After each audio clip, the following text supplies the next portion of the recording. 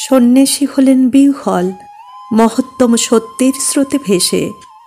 সত্যই তো, সন্ন্যাসীর দৃষ্টিতে ভেদাভেদ অনুচিত।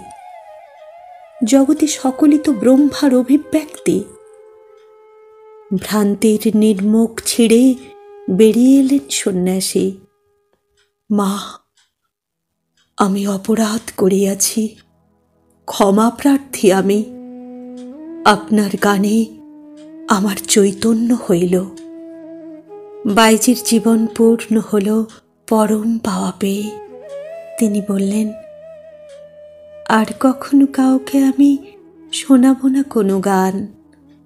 ঈশ্বরকে শুনিয়েছি আমি যে সুর ও সঙ্গীত, সেসব কি আর শোনাতে মন চায় মানুষকে কখনো?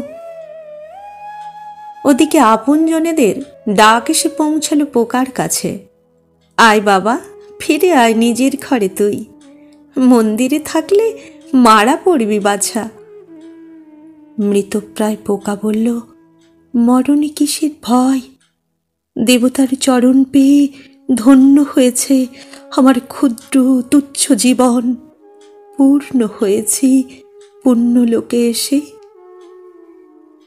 এই বলে মাথাটি রেখে দেবতার চরণে চলে গেল সে চির ঘুমের দেশে।